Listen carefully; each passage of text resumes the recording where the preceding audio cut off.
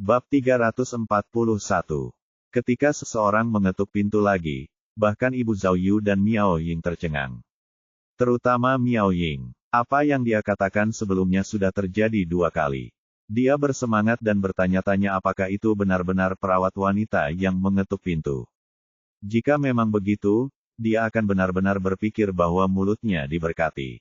Zhao Yu sudah kesal. Dia tidak kesal pada Miao Ying, tetapi pada sistem.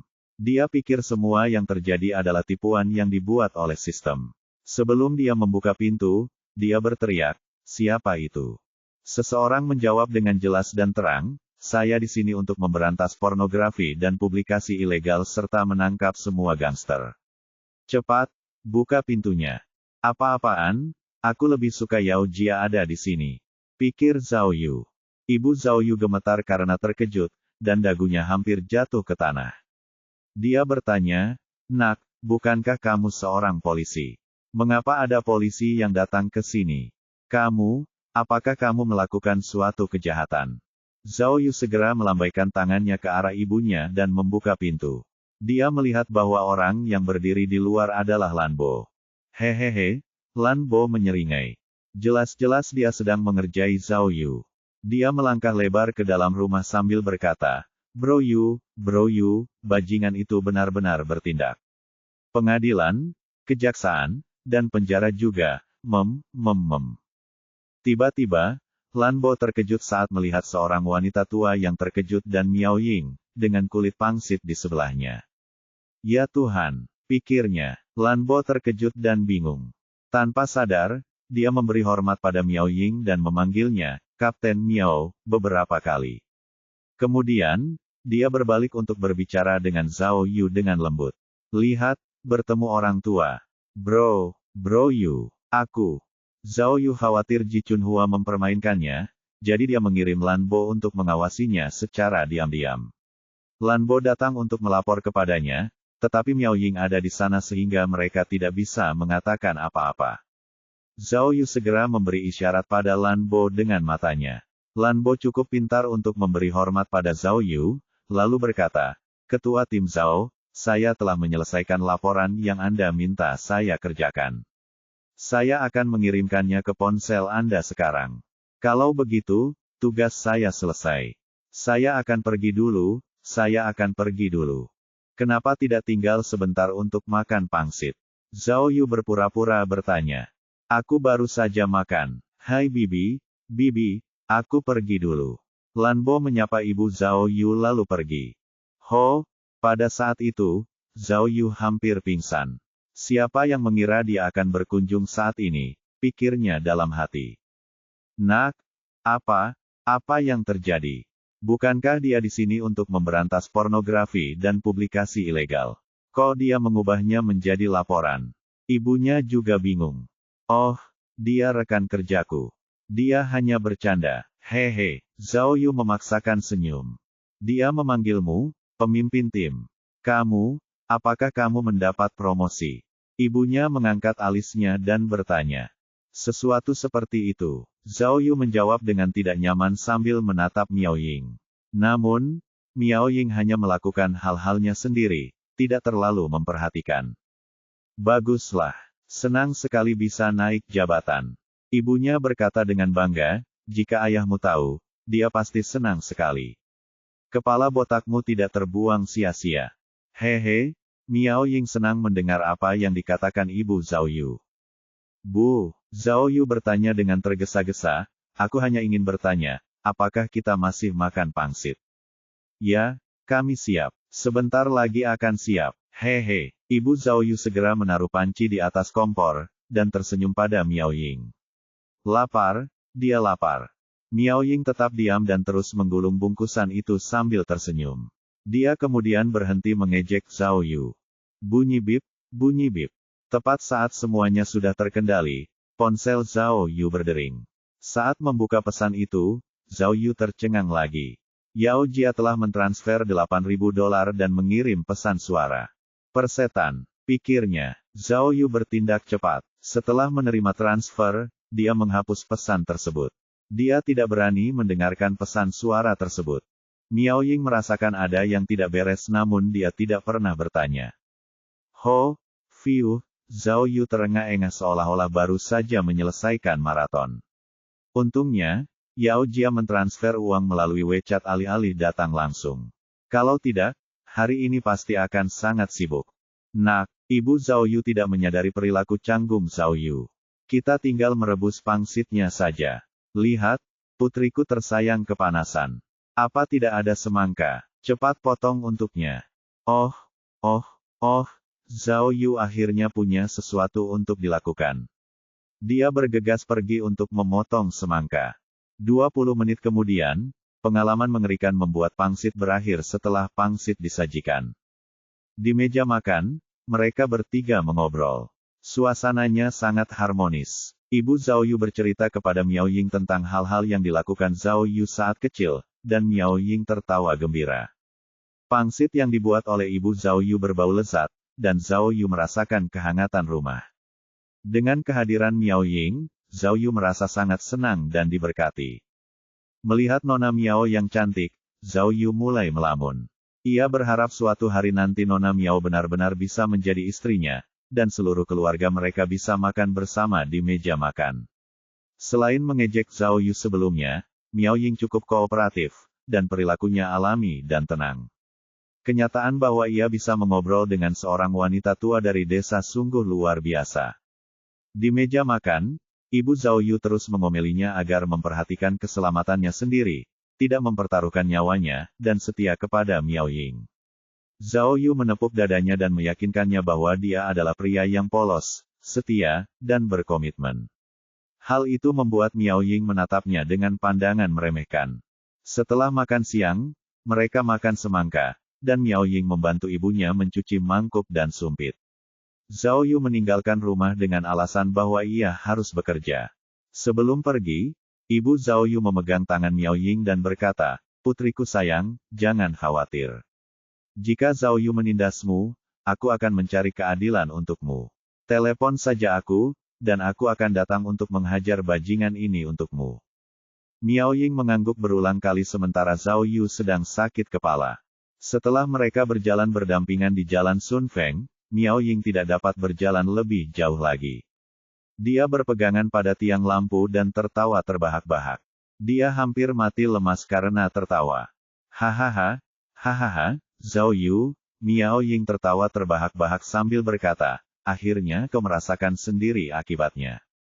Ibumu memberiku nomor teleponnya. Nanti, kalau kau mencoba bertingkah seperti gangster, aku akan segera meneleponnya." Miao Ying tidak bisa berhenti tertawa, tetapi Zhao Yu tidak bisa berbuat apa-apa selain menelan ludahnya. Dia tidak tahu mengapa dia ingin tertawa ketika melihat Miao Ying tertawa. Hahaha, Zhao Yu mengikutinya, tetapi setelah beberapa saat Miao Ying tiba-tiba menekan leher Zhao Yu dengan sikunya dan membantingnya ke dinding. Miao Ying menekan dengan keras dan Zhao Yu hampir tidak bisa bernapas. "Zhao Yu," Miao Ying berkata dengan marah, "dasar bajingan, kau punya banyak rahasia. Hidupmu cukup baik, ya. Gadis-gadis cantik mengirim makanan anjing, putri baptis mengirim semangka, bahkan mengirim rekan satu timku untuk mengurus urusan pribadimu." "Hah? Apa? Zhao Yu segera menjelaskan, "Kapten Miao, jangan cemburu. Jangan khawatir. Kaulah satu-satunya kesayanganku. Aku akan menyukaimu sampai laut mengering dan batu-batu berubah menjadi debu." "Diam!" teriak Miao Ying. "Ingat ini, kita tidak ada hubungan apapun. Cemburu. Jangan berani-beraninya kau menutupi kata-katamu." Miao Ying menekan leher Zhao Yu sambil menelepon Lan Bo di ponselnya. Saat dia menjawab, Miao Ying bertanya dengan dingin, "Lan Bo, kamu pintar. Kalau aku mendengar desas-desus di kantor polisi nanti, tahukah kamu apa akibatnya?" Di seberang telepon, suara Lan Bo yang berlinang air mata berkata, Aku tahu. Aku tidak berani, aku bersumpah. Jangan khawatir, Kapten Miao, aku tidak tahu apa-apa, aku tidak melihat apa-apa." Bab 342. Meski hari itu merupakan hari yang mengerikan dan menggetarkan jiwa bagi Zhao Yu, ia tidak boleh lupa menyebut pahala yang akan diterimanya. Pertama, Setidaknya dia menikmati jamuan makan yang hangat bersama keluarganya, ditemani oleh seorang wanita cantik. Itu jelas merupakan pengalaman yang tidak biasa bagi Zhao Yu, kehangatan dan emosi. Selain itu, bos rumah teh, Ji Chunhua, benar-benar hebat. Dalam sehari, dia mengunjungi pengadilan, kejaksaan, penjara, dan bahkan gedung komersial Huabei. Pada malam hari, Ji Chunhua akhirnya menelepon Zhao Yu, dan menyuruhnya membawa uang itu ke Depth of Bread Gymnasium keesokan harinya untuk menandatangani kontrak. Biaya transfernya adalah 3 juta, dan biaya operasinya adalah 500 ribu, jadi akan diselesaikan dengan total 3.500.000 dolar. Harganya sedikit lebih tinggi dibandingkan saat pedagang gelap bawah tanah ingin menjualnya, tetapi itu sesuai dengan anggaran dan harapan Zhao Yu. Padahal, menurut harga pasar normal, untuk menyewa tempat kebugaran seperti itu biasanya menelan biaya lebih dari 4.500.000. Karena tempat kebugaran itu terlibat dalam bisnis ilegal, dan gedung komersial itu sedang terburu-buru untuk melepaskannya, mereka menawar dengan harga ini. Secara keseluruhan, itu dianggap sebagai kesepakatan yang sangat bagus, dan yang terpenting, kontraknya sah, jadi Zhao Yu tidak perlu khawatir dengan komplikasi apapun. Ketika mendapat kabar terbaru, Zhao Yu segera menghubungi si Pirang dan gengnya untuk memberitahu mereka agar datang keesokan harinya untuk menandatangani kontrak. Karena Zhao Yu tidak bisa datang, ia memutuskan untuk menyerahkan tanggung jawab kepada Zhou Yang dan yang lainnya untuk bertindak atas namanya. Di masa depan, Zhou Yang akan menjadi bos. Ketika si Pirang mendengarnya, dia merasa seperti sedang bermimpi. Dia tidak dapat mempercayainya. Dia hanyalah seorang gangster di jalan Yuxi yang selalu dipandang rendah, dan kemudian dia menjadi bos sebuah pusat kebugaran papan atas. Perasaan itu bahkan lebih tidak nyata daripada memenangkan lotre. Zhou Yang menangis terseduh-seduh dan berkata bahwa mereka akan mengerahkan segenap upaya mereka untuk menjalankan bisnis, dan mereka tidak akan mengecewakan Zhao Yu dan semua yang telah dia lakukan untuk mereka. Pada awalnya, mereka ingin mengajak Zhao Yu keluar untuk membelikannya makanan enak, tetapi Zhao Yu tidak setuju karena ia perlu merencanakan pengembangan tempat latihan perang ke depannya, dan ia harus mengurus beberapa hal lainnya. Setelah menyelesaikan masalah dengan pusat kebugaran, Zhao Yu merasa lega. Ia berharap agar kondisinya semakin membaik setiap hari dan memperkecil jarak antara dirinya dan Miao Ying. Berbicara tentang Miao Ying, Zhao Yu tidak bisa tidak terbawa oleh apa yang terjadi dengan Nona Miao sebelumnya hari itu. Dia seorang pemain, dia bisa tahu bahwa Miao Ying benar-benar tertarik padanya. Kalau tidak, dia tidak akan mengungkit wanita cantik di hadapan mereka, gadis yang memanggilnya Godfather, atau perawat wanita yang hampir tidur dengannya. Pasti karena cemburu dia sampai mengangkat hal-hal itu. Meskipun Zhao Yu sombong, dia cukup mengenal dirinya sendiri. Dia tahu bahwa jarak antara dirinya dan Miao Ying sangat jauh, bahkan jika Miao Ying benar-benar menyukainya, mereka akan menghadapi banyak tantangan. Aku harus bekerja keras agar dapat menikahi Miao Ying dengan adil, pikirnya. Berkat tekadnya yang kuat, Zhao Yu merasa hidupnya menjadi bermakna. Terlepas dari memecahkan kasus atau menghasilkan uang, ia merasa percaya diri dan bersemangat. Setelah membuat pangsit yang menyiksa, tingkat penyelesaian Zhao Yu juga tidak rendah, yakni 95%, dan ia menerima alat pengacau daya tak terlihat. Terakhir kali, Zhao Yu menggunakannya di gedung Rongtian. Saat digunakan dengan penglihatan malam tak terlihat, efeknya luar biasa. Ia memiliki kedua alat itu, jadi ia merasa senang. Tentu saja, tidak hanya ada satu hal yang bisa membuat bahagia. Setelah ibu Zhao Yu melihat putranya bersama pacar seperti Miao Ying, dia merasa salah satu bebannya telah berkurang, jadi dia memutuskan untuk pulang keesokan harinya. Tentu saja, dia ingat untuk pergi ke rumah paman Zhao Yu untuk mencari buku kuno itu. Meskipun Zhao Yu merasa canggung saat ibunya ada di rumah, ia agak takut dengan gagasan bahwa ibunya benar-benar akan pergi. Setidaknya ia memiliki seseorang yang mengurus 3 kali makannya sehari, jadi ia tidak perlu membeli makanan dari luar. Ditambah lagi, meskipun wanita tua itu sangat agresif, Zhao Yu, yang selalu merasa kesepian, merasa lebih bahagia karena ada seseorang yang selalu mengomel di sisinya. Awalnya, Zhao Yu menjelaskan bahwa ia ingin mengantar ibunya ke stasiun. Namun, ketika ia bangun keesokan harinya, ia menyadari bahwa ibunya sudah pergi. Ketika ia menelepon, ibunya berkata kepada Zhao Yu, "Nak, aku belum bodoh. Aku tidak butuh kamu untuk mengantarku. Dan jika kamu mengantarku, kamu harus mengeluarkan beberapa dolar lagi untuk ongkos bus. Aku sudah membeli tiket bus untuk pergi langsung ke rumah pamanmu. Tunggu saja kabar baikku. Kalau begitu, jaga diri baik-baik. Hati-hati." Zhao Yu merasa tidak enak karena tidak mengantar ibunya ke stasiun bus. "Nak, aku meninggalkan 5.000 dolar di kulkasmu," kata wanita tua itu. "Jangan kirim uang sebanyak itu ke rumah, kita tidak bisa menghabiskannya dimanapun. Sekarang kamu sudah punya pacar, belikan sesuatu yang bagus untuknya, buat dia bahagia. Lihat betapa baiknya dia. Jangan biarkan dia pergi." "Ya, ya," Zhao Yu setuju sambil meneteskan air mata di matanya. Kemudian wanita tua itu terus menasihatinya tentang banyak hal lain, seperti tidak mempertaruhkan nyawanya di tempat kerja, mundur saat ada masalah, tidak membuat masalah dengan lawan jenis tetapi mencintai tubuhnya, Zhao Yu menyetujui satu persatu, dan dia merasakan luapan emosi di hatinya. Mereka berbicara sampai wanita tua itu naik bus, lalu mereka menutup telepon. Zhao Yu menatap rumah yang bersih dan terang benderang itu. Ia merindukan ibunya. Rumah itu dulunya berantakan, tetapi sejak ibunya yang pekerja keras datang, rumah itu menjadi bersih dan rapi. Duh, kasih sayang seorang ibu memang luar biasa. Tak heran jika banyak orang yang selalu berkata, kasih sayang seorang ibu itu tersembunyi dalam kehidupan sehari-hari, mudah sekali tidak terlihat. Aho, angin bertiup masuk dan Zhao Yu pun bersin. Sistem keajaiban diaktifkan. Tiba-tiba, sistem keajaiban mulai berbicara. Heksagram, Gen Zen. Gunung Gen, Guntur Zen. Guntur terkubur di belakang gunung, jangan takut banjir yang tersembunyi. Awan menyebar untuk menyingkap hari, jangan berdebat, jangan menuruti. Karena sistem selalu berbicara alih-alih menunjukkan tulisan, sulit bagi Zhao Yu untuk menuliskan semuanya dengan benar karena ada banyak karakter yang bervariasi karena perbedaan nada. Ditambah lagi, heksagram biasanya hanya dimainkan sekali, dan tidak ada kesempatan untuk memainkannya lagi. Jika dia tidak mendengarkan dengan saksama, dia tidak akan bisa mengikutinya.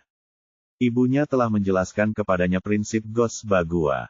Puisi-puisi heksagram ini kemungkinan besar tidak dijelaskan dengan kata-kata, tetapi dengan nada untuk menyampaikan makna sebenarnya. Zhao Yu berharap ibunya dapat menemukan buku itu dengan cepat sehingga ia dapat memecahkan puisi-puisi heksagram tersebut. Dengan demikian, ia dapat memecahkan petualangannya sehari-hari dengan lebih baik. Namun, Zhao Yu menelusuri kembali kenangannya. Dia tidak mengerti mengapa dia mendapatkan heksagram, Gen Zen, hari itu. Hari ini saya akan menandatangani kontrak di pusat kebugaran. Setelah menandatangani kontrak, saya akan mengambil peran lain yang sesuai dengan heksagram, Zen, pikirnya. Tapi untuk apa heksagram, Gen? Tidak mungkin, pikirnya. Zhao Yu merasa takut dan tidak berdaya. Apakah ada kasus baru hari ini? Seberapa burukkah masyarakat Rongyang? Hanya ada serangkaian kasus yang luar biasa. Apakah ini perlu dilanjutkan atau bagaimana? Tidak bisakah kau biarkan aku beristirahat? Bab 343. Pukul 9:30 pagi, di lantai 5 gedung komersial Huabei, di kantor manajer Depth of Bread Gymnasium. Ada banyak orang. Selain Ji Huachun dan beberapa temannya, ada perwakilan dari kedua belah pihak yang terlibat dalam kontrak. Salah satunya adalah manajer gedung komersial, yang lainnya adalah Zhou Yang si Pirang dan pasukannya. Sebagai dalang, Zhao Yu ada di sana. Ji Chunhua benar-benar sangat cakap. Dia menggunakan beberapa peraturan melalui proses peradilan untuk memaksa Tuan Zhang, yang sedang diadili di pusat penahanan, untuk mengembalikan hak penggunaan gedung olahraga ke gedung komersial. Kemudian, dia menggunakan koneksi khususnya untuk menawarkan gedung komersial itu kesepakatan agar mereka mengalihkan kepemilikannya kepada Zhao Yu dengan harga yang wajar.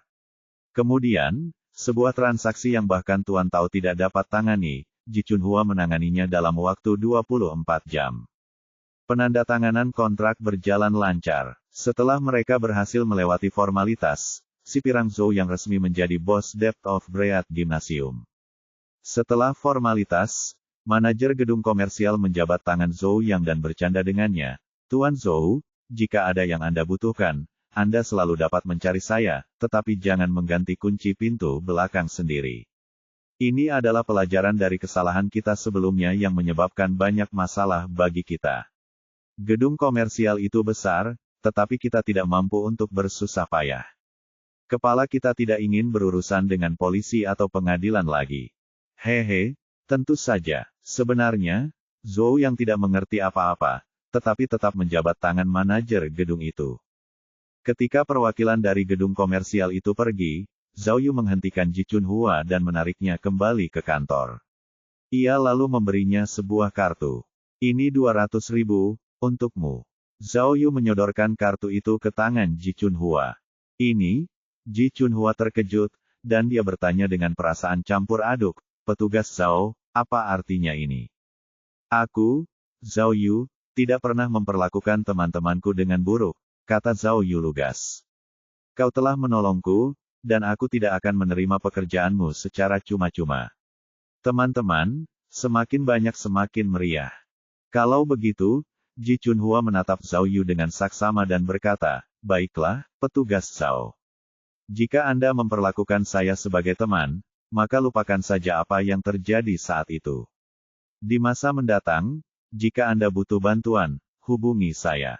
Tapi tolong jangan ambil daun teh dan cangkir teh saya, oke? Ji Chunhua mengambil kartu itu dan berjabat tangan dengan Zhao Yu. Zhao Yu sedang bercanda. Ia hampir menjabat tangan Ji Chunhua, lalu tiba-tiba menari. Ia memutar matanya dan meneriakkan, omong kosong, Taisang Lao Jun hidup kembali. Ji Chunhua tiba-tiba berkeringat dingin, dan Zhao Yu kemudian menjabat tangannya sambil tertawa. Seperti kata pepatah, senyum saat bertemu. Permusuhan pun sirna, rasa dendam di antara keduanya pun sirna. Zhao Yu memberi Ji Chunhua hadiah $200.000 jelas memiliki makna yang dalam. Karena ia menganggap Ji Chunhua sangat cakap, jika ia mengalami masalah di masa mendatang, ia mungkin membutuhkan bantuan Ji Chunhua. Teman bisa menjadi pembawa semangatmu sementara musuh adalah penghalang. Jika dia berhubungan baik dengan Ji Chunhua, itu hanya akan menguntungkan karir Zhao Yu di masa depan. Ji Chunhua juga pintar. Dia tahu sejak awal bahwa Zhao Yu lah yang ingin membeli tempat kebugaran itu. Jika dia menaruh dendam pada Zhao Yu, itu mungkin akan merugikan Zhao Yu. Selain itu, dendam antara Zhao Yu dan Ji Chunhua adalah karena Hou Meng. Sudah dipastikan bahwa Hou Meng telah dijebak, jadi dia tidak ada hubungannya dengan ketua tim Kuping. Karena itu, Zhao Yu tidak punya alasan untuk mempermasalahkan Ji Chunhua lagi. Setelah berurusan dengan Ji Chunhua, Zhao Yu tidak merasa khawatir. Ia memimpin pasukan dari Jalan Yuxi untuk memeriksa tempat kebugaran dan mendiskusikan rencana masa depan bisnis tersebut. Karena Zhang Ba telah bekerja di tempat kebugaran tersebut selama bertahun-tahun, ia memiliki pemahaman yang lebih baik tentang bisnis tersebut, jadi Zhao Yu mengundangnya untuk bergabung dengan mereka. Segala hal tentang tempat kebugaran tersebut dapat ia kelola sendiri. Zhang Ba menyarankan kepada Zhao Yu bahwa menurut situasi terkini dari pusat kebugaran tersebut, mereka harus mempertahankan kemajuan operasional awal pusat kebugaran tersebut agar dapat mempertahankan pelanggan tetap. Tidak akan ada manfaatnya untuk membuat perubahan besar. Zhao Yu setuju. Karena pedagang gelap bawah tanah tersebut, pelanggan yang telah mendaftar untuk paket tahunan kini curiga terhadap situasi pusat kebugaran tersebut. Oleh karena itu, yang terbaik adalah membangun kepercayaan dengan pelanggan terlebih dahulu. Namun, selain hal-hal lainnya, Zhao Yu ingin mengembangkan beberapa tempat di bagian belakang gedung olahraga. Ia ingin membangun sebuah studio pertarungan. Akan lebih mudah baginya untuk mengasah kemampuannya, dan itu akan menjadi alasan bagi Miao Ying untuk datang. Zhang Ba mengangguk dan berkata bahwa bos sebelumnya juga punya ide yang sama, tetapi karena pusat kebugaran bukanlah perhatian utama mereka, mereka tidak menjalankan rencana tersebut. Karena Zhao Yu punya ide yang sama, ia bisa menghubungi orang-orang terkait. Kemudian, semua orang berjalan mengelilingi gedung olahraga dan bertemu dengan beberapa pelatih. Menariknya, Ada banyak pelatih yang telah melihat pertarungan Zhao Yu dengan Tuan Zhang. Oleh karena itu, ketika mereka melihat Zhao Yu, mereka merasa terintimidasi. Ditambah lagi, mereka juga terkejut ketika melihat bos baru mereka, Zhou Yang, begitu menghormati Zhao Yu. Yang paling menarik, pelatih yang berdebat dengan Zhao Yu saat itu menemukannya dan berkata, pelatih, akhirnya aku menemukanmu. Aku punya beberapa murid perempuan yang sangat ingin belajar Gecko Power darimu. Tolong beri mereka beberapa petunjuk nanti. Kalau kamu tidak keberatan, aku juga ingin belajar. Baiklah, itu bukan masalah. Zhao Yu berpura-pura bodoh. Namun, beberapa hari lalu, Zhao Yu telah mengungkapkan identitasnya sebagai seorang polisi, dan ada pelatih yang telah membicarakannya. Zhang Ba dengan cerdas memberitahu mereka bahwa Zhao Yu sebenarnya adalah seorang polisi, dan telah dikirim oleh atasannya untuk bertanggung jawab atas keamanan, dan menjadi pelatih paruh waktu. Oh, dengan penjelasan seperti itu, dia mengelabui para pelatih. Setelah bertemu dengan para pelatih, Zhao Yu kembali ke kantor manajer bersama pasukannya.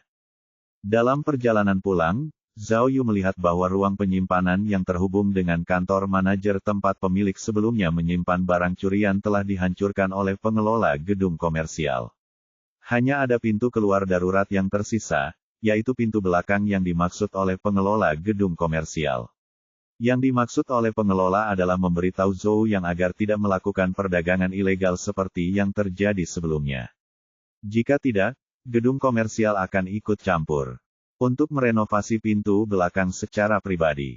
Pikir Zhao Yu. Oh, begitu, tempat itu adalah pintu belakang gedung olahraga, yang direnovasi menjadi gudang milik pedagang gelap bawah tanah. Melihat ke ruang kosong di dekat pintu belakang, Zhao Yu teringat akan situasi perdagangan ilegal saat itu. Awalnya, ia menemukan banyak kamera pengintai dan perangkat alarm inframerah, yang menarik perhatiannya. Hei, tunggu dulu, kamera pengintai, pintu belakang, astaga. Tiba-tiba, Zhao Yu teringat sesuatu yang penting. Toko kue, ya, pikirnya. Zhao Yu menemukan banyak kamera pengintai di belakang toko kue. Ia bertemu dengan satuan tugas khusus yang mengawasi toko kue. Jadi, ia yakin bahwa toko kue itu adalah sarang para penjahat. Namun, Zhao Yu merasa sedikit aneh, dan berpikir ada sesuatu yang tidak beres. Ia memikirkannya dan menyadari apa yang salah. Bab 344. Gedung komersial Huabei terletak di distrik komersial pusat Kinsan. Jarak linear antara gedung dan toko kue hanya sekitar 2 km, pada dasarnya hanya 3 halte bus saja. Zhao Yu meninggalkan Zhou Yang dan yang lainnya, dan menyuruh mereka untuk membiasakan diri dengan bisnis pusat kebugaran sementara dia meninggalkan gedung komersial untuk pergi ke toko kue. Distrik komersial itu penuh sesak, bahkan tidak ada satu orang pun yang bisa masuk ke dalam bus. Zhao Yu memutuskan untuk berjalan kaki saja. Meski begitu, butuh waktu kurang dari 10 menit baginya untuk tiba di toko kue untuk ketiga kalinya. Pintu toko kue itu masih tertutup, dan tampak mematikan. Di area yang begitu sibuk, toko yang tutup tampaknya merusak keseimbangan. Zhao Yu melihat sekeliling tetapi dia tidak melihat satupun mobil patroli pasukan khusus. Dia tidak yakin apakah mereka mengubah lokasi pengawasan mereka, atau apakah pasukan khusus tersebut menyimpulkan bahwa tidak perlu untuk melanjutkan survei ke toko kue tersebut. Dia berjalan ke pintu depan toko kue dan menggunakan detektor tak kasat mata yang masih menyala dalam pikirannya untuk memeriksa sekelilingnya. 1, 2, 3, 4, 5. Ia menghitung 5, tetapi tidak menemukan kamera pengintai lainnya. Sama seperti sebelumnya, kamera pengintai di dalam dan luar toko kue dimatikan. Berdasarkan tampilan detektor di benaknya, Zhao Yu melihat lokasi 5 kamera pengintai di toko kue tersebut. Kamera-kamera itu dipasang di pintu masuk dan bagian dalam toko. Itu adalah pengaturan dasar, sama seperti toko lainnya. Itu menarik, pikir Zhao Yu. Dia mengusap dagunya dan berpikir bahwa penempatan kamera mendukung teori lainnya. Ternyata, apa yang menurut Zhao Yu aneh saat itu sebenarnya sangat normal.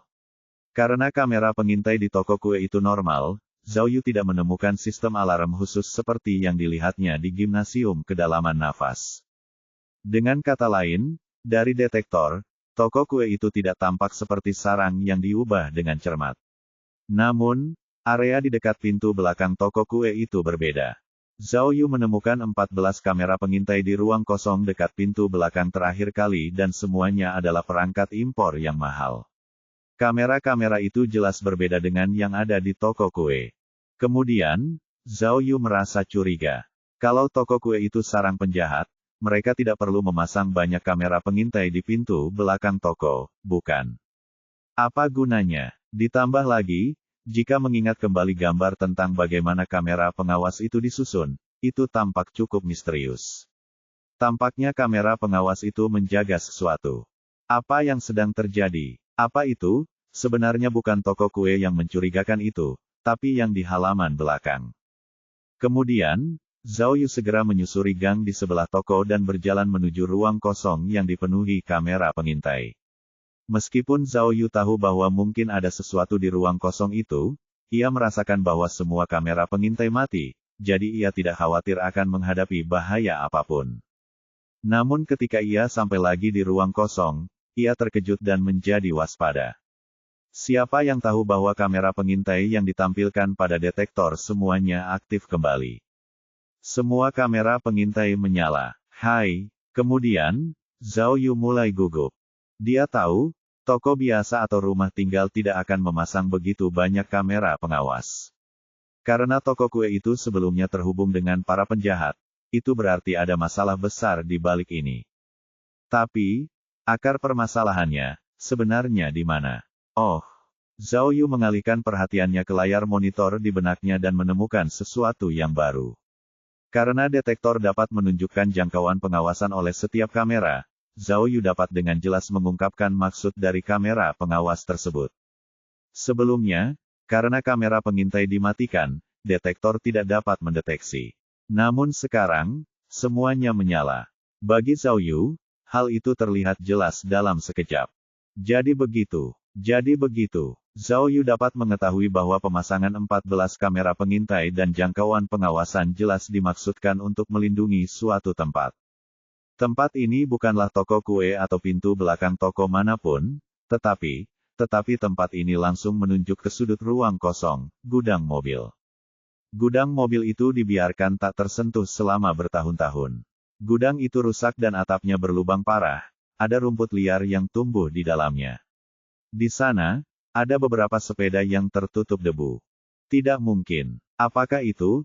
Tempat yang benar-benar mencurigakan, ada di sini. Zhao Yu tidak bodoh. Dia melihat masalahnya dan semua kamera pengintai menyala. Dia jelas tahu bahwa dia tidak bisa begitu saja pergi ke gudang mobil untuk memeriksa tanpa berpikir. Jika dia memberitahu musuh, dia akan kehilangan kesempatannya. Kemudian, dia berencana untuk mundur dengan cepat dan kemudian memberitahu Liao Jingxian atau Miao Ying. Namun, tepat ketika Zhao Yu hendak pergi, dia mendengar suara gerakan. Ketika dia melihat ke arah asal suara itu, dia terkejut ketika melihat beberapa sepeda perlahan-lahan jatuh.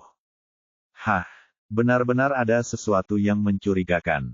Zhao Yu segera bersembunyi di samping dan mengamati. Ia melihat sepeda itu jatuh dan mungkin ada pintu atau pintu masuk rahasia. Saat itu, ada bayangan manusia yang bergerak di pintu masuk, sepertinya ada seseorang yang berjalan keluar dari dalam. Ketika Zhao Yu tertegun, dia mendengar suara yang dikenalnya dari belakang. Hei, petugas polisi Luo, mengapa Anda ada di sini lagi? Persetan. Zhao Yu gemetar ketakutan. Dia segera berbalik dan melihat, orang yang muncul di hadapannya seperti hantu, adalah polisi yang bertugas mengawasi toko kue. Saat itu, dia menyapanya sebagai petugas polisi Luo lagi. Itu kamu membuatku terkena serangan jantung. Jantung Zhao Yu masih berdebar kencang saat dia memegang bahunya dan menariknya ke gang. Cepat, kamu lihat. Lihat baik-baik, di gudang mobil. Hah, polisi itu meliriknya dan dia terkejut karena wajahnya memucat. Coba aku lihat. Zhao Yu menariknya kembali sementara dia menjulurkan kepalanya untuk melihat ke arah gudang mobil, untuk melihat siapa orang yang muncul dari bawah. Namun, ketika dia menjulurkan kepalanya, sesuatu yang tidak pernah diduga Zhao Yu terjadi. Kaca. Setelah bunyi klik logam, Zhao Yu merasakan sesuatu yang keras menunjuk ke pinggangnya. Jangan bergerak. Pada saat yang sama, dia mendengar peringatan mengerikan dari polisi. Hah, kamu. Zhao Yu tidak pernah menduga bahwa polisi yang membuntuti Liao Jingxian mengarahkan senjatanya ke arahnya. Oh, apakah polisi ini ada di pihak penjahat? Kau pengkhianat. Zhao Yu menegur dengan kalimat klasik. Jangan bergerak jika kau tidak ingin mati. Wajah polisi itu menjadi dingin. Dia mendorong Zhao Yu ke samping dan menekannya ke dinding. Dia memperingatkan, detektif polisi Zhao, aku memegang pistol yang teredam. Jika kau bergerak, aku tidak akan menyisakan peluru. Cepat, apakah kau sendirian di sini? Siapa lagi yang tahu tentang tempat ini? Setelah dia bertanya, polisi teringat sesuatu. Dia berteriak pada Zhao Yu, cepat, berikan ponselmu. Baiklah, aku akan memberikannya padamu. Aku akan memberikannya padamu, dasar bajingan. Kemudian, Zhao Yu tiba-tiba berbalik dan meninjunya. Polisi belum menanggapi dan dia dipukul oleh Zhao Yu. Dia terlempar ke samping dan menjatuhkan senjatanya ke lantai. Hah! Zhao Yu terkejut dan mengeluh. Kau tidak menembak. Kau menyia-nyiakan baju anti peluruku. Aku harus membunuhmu.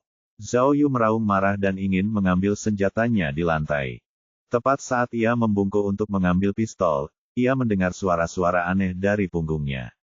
Ketika ia berbalik dan melihat, ia melihat sebuah benda dengan cahaya biru menyala melesat ke arahnya. Astaga, bau arus listrik tercium dan Zhao Yu sudah kehilangan kesadaran sebelum dia berhasil melihat situasi di depan matanya. Bab 345.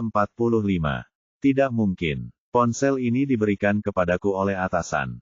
Zhao Yu dapat mendengar suara polisi itu. Semua tindakannya telah direkam. Bahkan jika kita mematikannya sekarang, polisi dapat menemukan kita dengan melihat lokasi di mana dia menghilang. Kurasa kau harus segera pindah tempat. Kau tidak bisa tinggal di sini lagi. Tiba-tiba, Zhao Yu mendengar suara seorang wanita. Kau meremehkan kami. Jika kami bahkan tidak bisa menyelesaikan ini, bagaimana kami bisa menyebut diri kami sebagai Crimson Eight? Mata Zhao Yu terbelalak saat mendengar nama Crimson Eight. Meskipun dia masih agak sadar, Zhao Yu sudah tahu apa yang terjadi. Ketika dia hendak mengambil pistol polisi, dia diserang dengan tongkat listrik. Meskipun dia telah mengaktifkan setelan anti peluru tak terlihatnya, setelan itu tidak melindunginya dari listrik, jadi dia pingsan. Sekarang dia berada di suatu tempat yang tampak seperti gudang. Ada 5 orang di depan matanya. Selain polisi yang berkhianat itu, ada 3 pria dan 1 wanita lainnya. Keempatnya mengenakan pakaian kamuflase, seperti yang dikenakan Zhao King. Sekarang masuk akal. Zhao Yu mengerti bahwa orang-orang ini pastilah rekan-rekan Zhao King, dan semuanya adalah mantan anggota pasukan rahasia 8 Merah. Mereka pasti disewa oleh ayah Yu untuk membalas dendam atas putranya. Zhao Yu tidak akan pernah menduga bahwa polisi yang selalu membuntuti Liao Jingxian adalah seorang pengkhianat.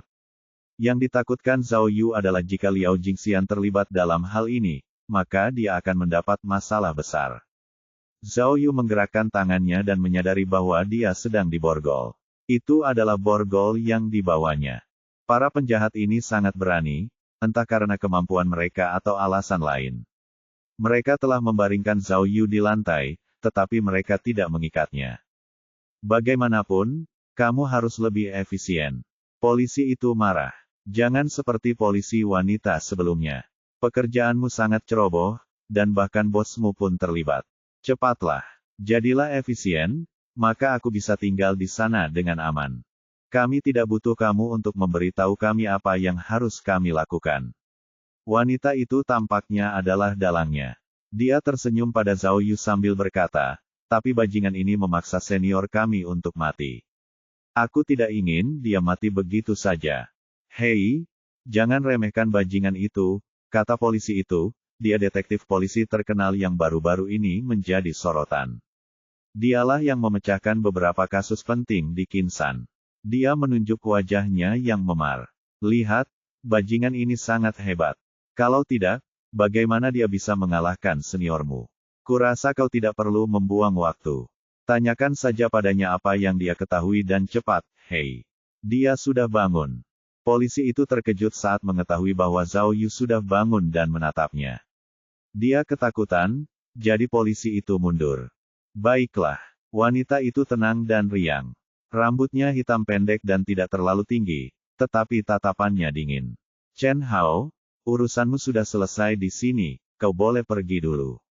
Apakah kami yang menangani ini? Apakah kau masih khawatir? Wanita itu berbicara sementara dua pria lainnya berjalan ke arah Zhao Yu. Ada pria lain yang duduk sangat jauh dari mereka, mengetik di komputer. Dia tampak seperti sedang mencari sesuatu. Ketiga pria itu berotot dan garang, jelas bahwa mereka semua adalah anggota SWAT seperti Zhao King. Ditambah lagi, mereka masing-masing membawa senjata di pinggang mereka. Salah satu dari mereka, yang botak, bahkan membawa pistol ungu berbentuk aneh.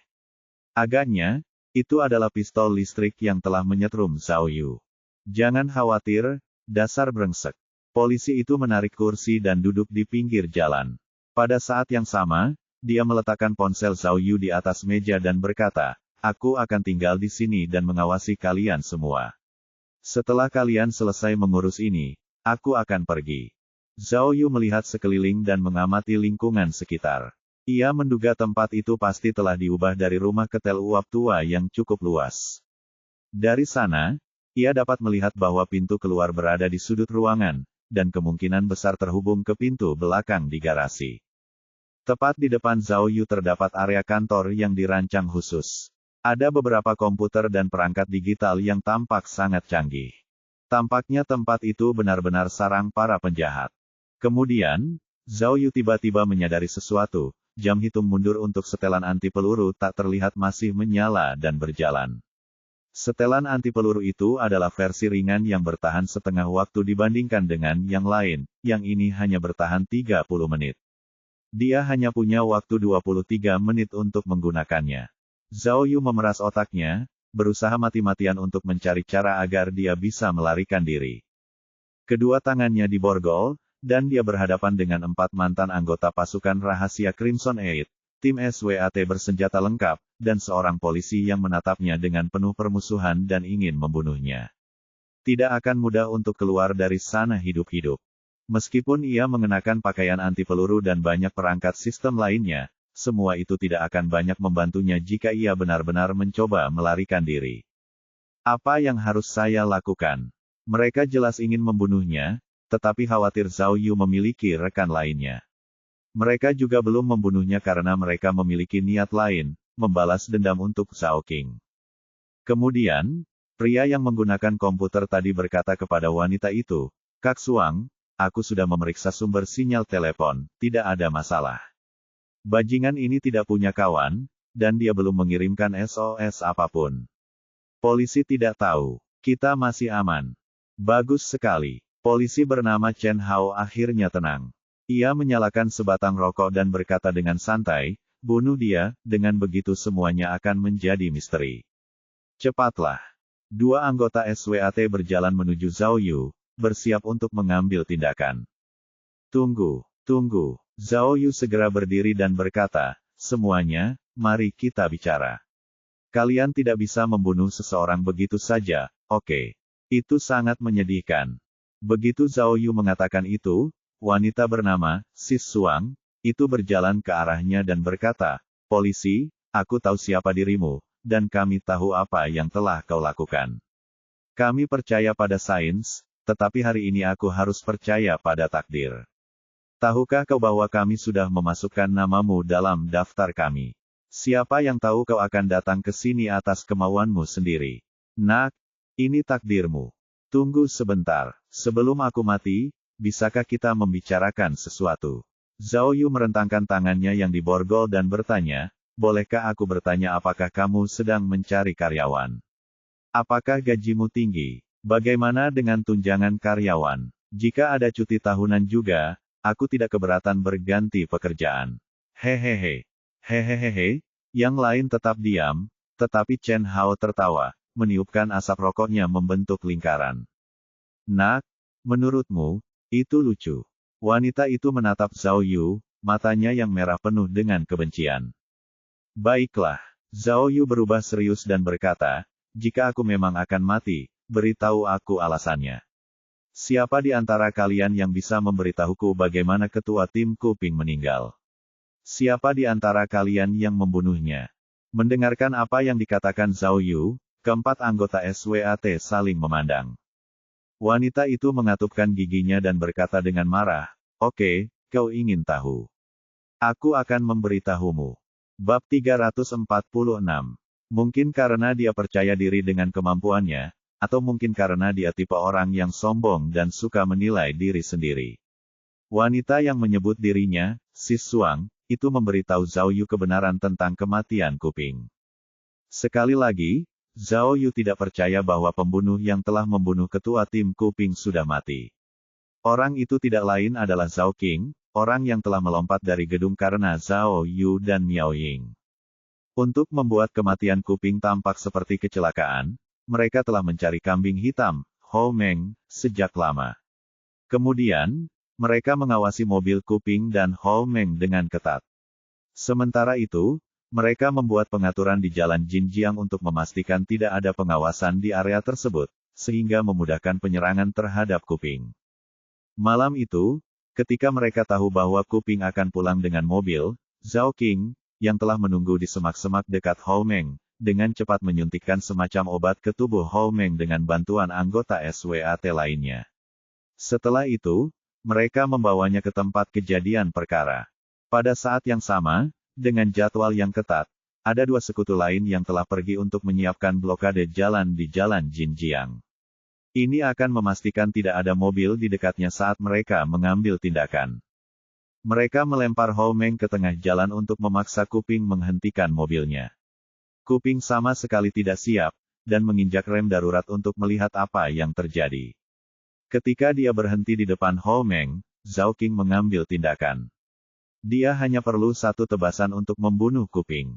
Untuk menyalahkan Hou Meng, dia menusuk tubuh Kuping belasan kali lagi, lalu menaruh pisau itu di tangan Hou Meng sehingga sidik jarinya akan menempel di sana. Untuk memastikan Hou Meng tidak akan sempat melakukan apapun dengan senjata itu, mereka membuang pisau itu ke tong sampah sejauh 1 mil. Setelah itu, mereka menyeret Hou Meng dan Kuping, yang keduanya sudah meninggal, ke sabuk hijau untuk menciptakan ilusi bahwa mereka telah terlibat konflik. Setelah mereka memastikan semuanya berjalan sesuai rencana, mereka meninggalkan tempat kejadian dengan tenang. Pembunuhan Kuping merupakan pembunuhan yang direncanakan dengan sangat cermat. Tidak ada tanda-tanda yang dapat memberitahu Kuping sebelum kejadian itu terjadi, jadi dia terkejut. Ditambah lagi, jika bukan Zhao Yu yang menemukan video mobil dari Zai Linlin secara tak terduga, itu akan menjadi kejahatan yang sempurna. Tidak akan ada celah. Mendengar cerita wanita itu, Zhao Yu mengepalkan tangannya erat-erat. Kemarahan membara di dalam dadanya. Para penjahat ini seolah-olah merenggut nyawa Kuping adalah hal yang mudah dan biasa. Kematian Kuping telah menyakiti keluarganya, juga rekan-rekannya. Seorang polisi wanita dan detektif yang hebat telah kehilangan nyawanya, begitu saja.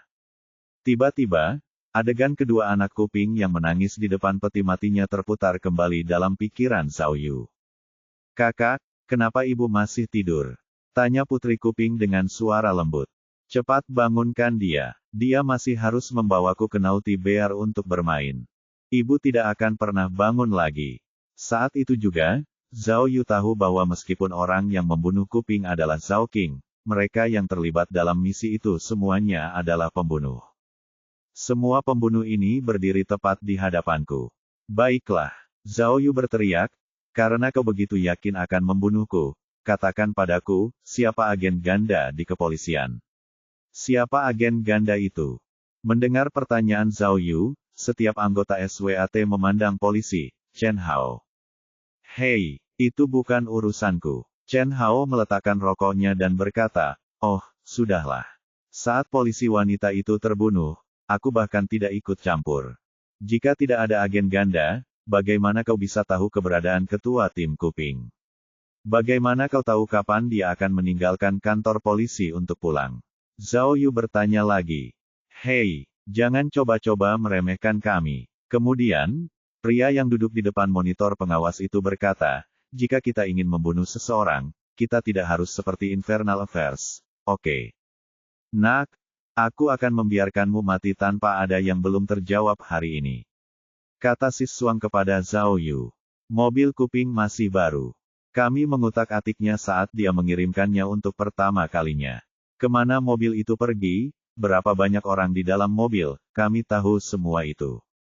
Hah, oh begitu. Zhao Yu sekarang mengerti. Sebenarnya tidak ada agen ganda di kantor polisi.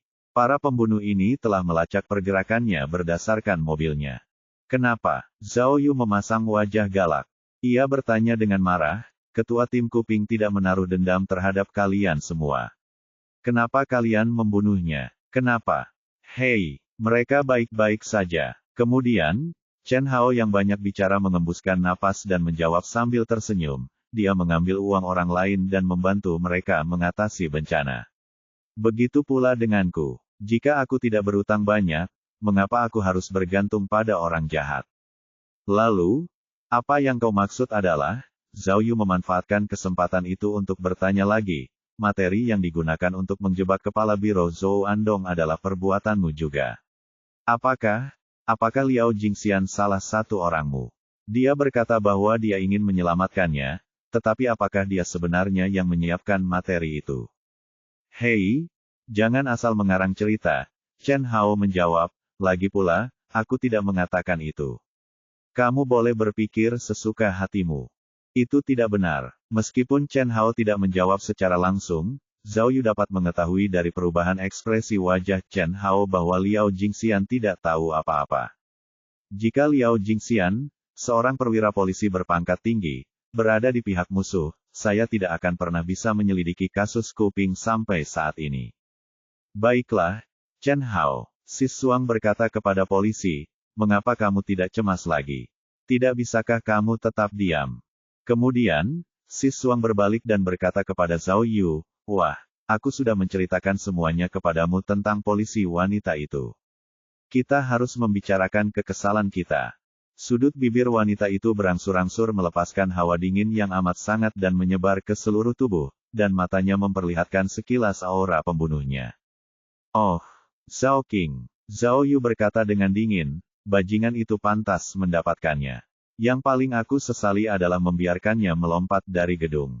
Aku seharusnya membunuhnya dengan tanganku sendiri, itu akan membuat kematian ketua tim kuping terselesaikan.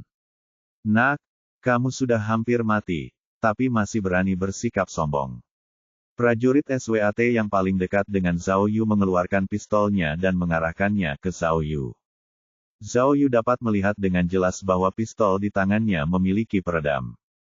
Tunggu. Siswang tiba-tiba merentangkan tangannya dan berkata, membunuhnya hanya dengan satu tembakan akan membuatnya lolos dengan mudah. Kemudian, dia menatap Zhao Yu dan berkata, kau bisa bertarung, bukan? Pilih salah satu dari kami. Jika kau bisa mengalahkan salah satu dari kami, aku akan mempertimbangkan untuk melepaskanmu. Tepuk tangan, tepuk tangan, tepuk tangan. Tiba-tiba, Chen Hao, yang mendengarkan dari samping, mulai bertepuk tangan.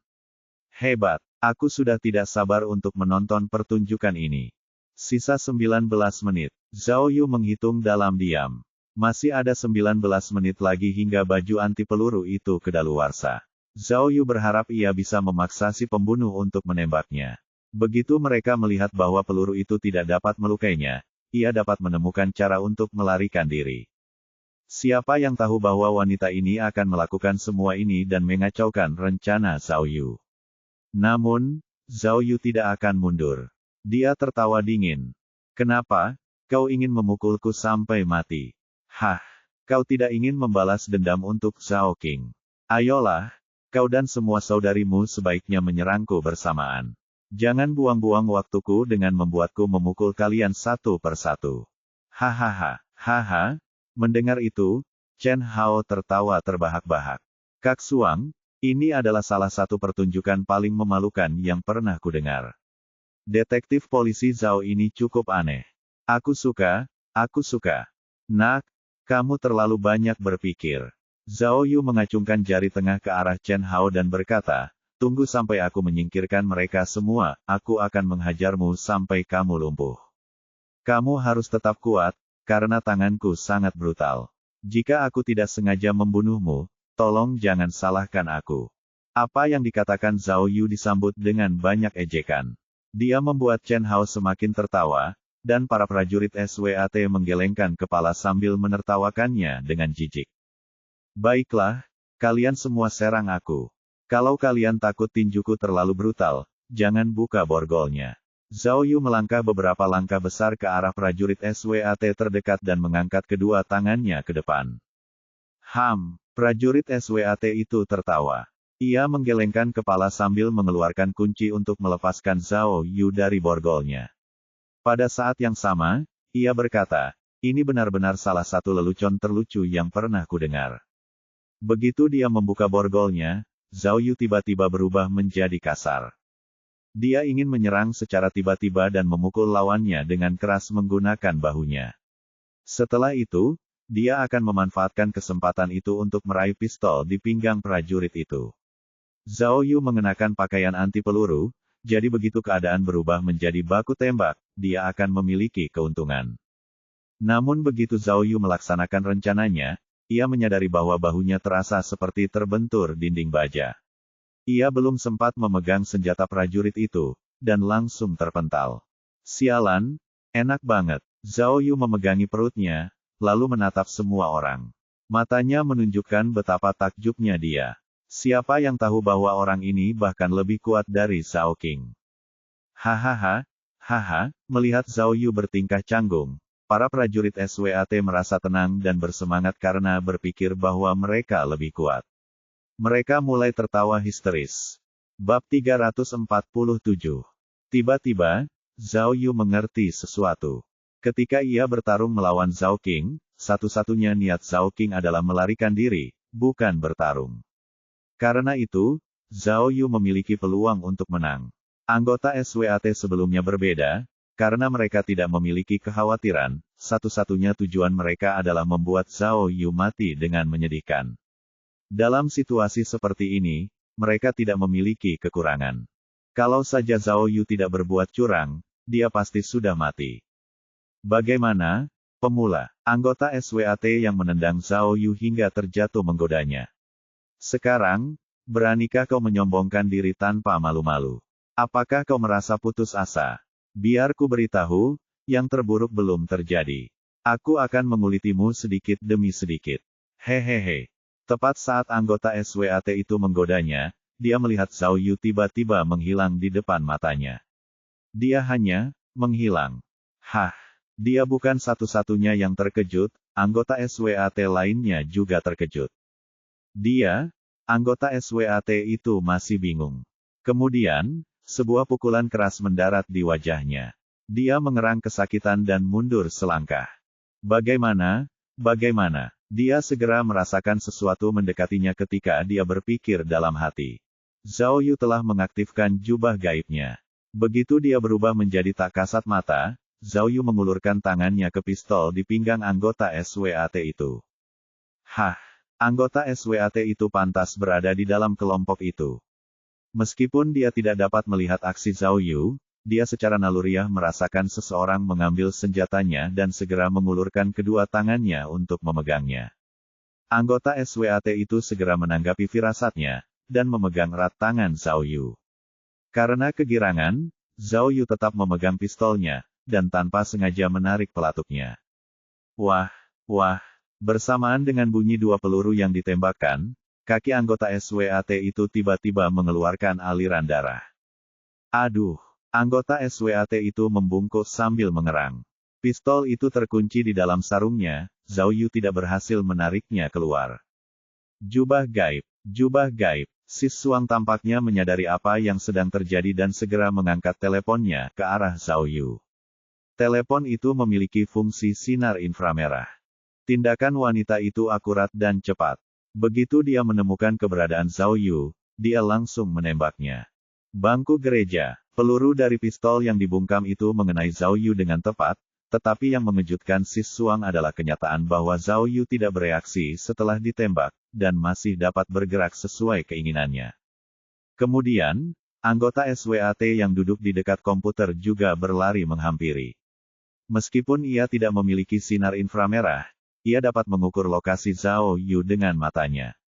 Ia juga menggunakan pistol berperedam untuk menembak Zhao Yu. Sementara itu, Zhao Yu memukul luka anggota SWAT itu dengan keras. Anggota SWAT itu mengerang kesakitan, dan hampir pingsan. Namun, Zhao Yu tidak tahu pintu jebakan macam apa yang menghalanginya untuk menarik pistol. Dia tidak punya pilihan lain selain melawan pria botak yang paling dekat dengannya. Itu hanya khayalan, teriak Sis Suang kaget. Dia berkata, Tarzan, dia berlari ke arahmu. Jam 3. Mendengar peringatan Sis Suang, si botak bernama Tarzan menghunus pistol elektroniknya. Jangkauan serang pistol elektronik itu jauh lebih luas. Begitu ditembakkan, akan sulit bagi Zhao Yu untuk menghindar. Sial, Zhao Yu berpikir dalam hati. Ia segera mengaktifkan perangkat lain dalam benaknya. Dengan diaktifkannya perangkat pengacau daya, sekelilingnya menjadi gelap gulita, menyebabkan pistol listrik Tarzan juga kehilangan fungsinya. Apa yang terjadi? Dalam kegelapan, Chen Hao panik. Apakah kalian terkurung? Apakah satuan tugas khusus datang? Sudah kubilang bahwa polisi ini akan sulit dihadapi, kan? Aduh. Dalam kegelapan, Tarzan tiba-tiba mengerang kesakitan. Sialan, teriak anggota SWAT lainnya, teleponnya mati. Apa yang terjadi? Dengan setelan anti peluru, jubah gaib, alat pengacau daya, dan penglihatan malam tak kasat mata, Zhao Yu tidak dapat dihancurkan. Namun, ia tahu bahwa alat-alat ini tidak akan bertahan lama.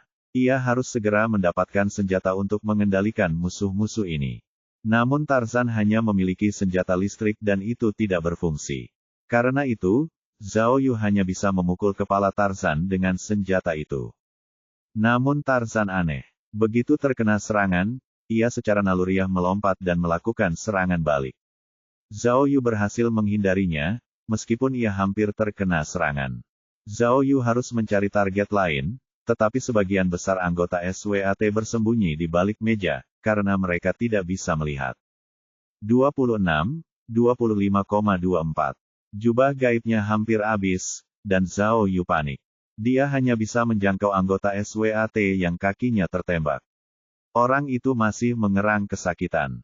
Zhao Yu mengulurkan tangannya untuk meraih pistolnya lagi, tetapi orang itu bisa merasakan tangan Zhao Yu, jadi dia berguling di tanah dan berteriak, dia di sini, bersamaku. Pukul dia. Ada orang yang mencoba menembak Zhao Yu dalam kegelapan lagi. Namun Zhao Yu masih mengaktifkan setelan anti peluru, jadi dia tidak terluka. Anggota SWAT itu tiba-tiba mengeluarkan belati dari kaus kakinya dan mulai menyerang Zhao Yu dengan belati itu. Zhao Yu mengaktifkan penglihatan malamnya, sehingga ia dapat melihat dengan jelas. Ia mundur untuk menghindari serangan itu. Apa-apaan ini? Zhao Yu melompati tubuh anggota SWAT itu dan menendang wajahnya. Tendangannya begitu keras hingga anggota SWAT itu pingsan, dan wajahnya sekarang rusak. Memanfaatkan kesempatan itu, Zhao Yu berbalik untuk mengambil belati di tangannya dan menggeserkannya ke sarungnya. Akhirnya dia berhasil mengeluarkan pistol dari sarungnya. 3, 2,1. Mengingat waktu dalam pikirannya, jubah gaib milik Zhao Yu kehilangan fungsinya. Karena gudang itu tidak tertutup rapat, ada beberapa tempat yang masih bisa ditembus cahaya. Orang-orang lain yang sudah terbiasa dengan kegelapan hampir tidak bisa melihat. Ketika mereka melihat Zhao Yu muncul kembali, mereka mulai menembaki dia lagi. Butuh waktu 10 menit lagi hingga setelan anti peluru itu kehilangan fungsinya, jadi Zhao Yu tidak terlalu khawatir. Ia menarik pistol dari anggota SWAT yang telah ia bawa keluar. Kemudian, anggota SWAT yang telah menggunakan komputer sebelumnya berlari ke sebuah tirai dan membukanya. Sinar matahari yang terang menyinari gudang itu.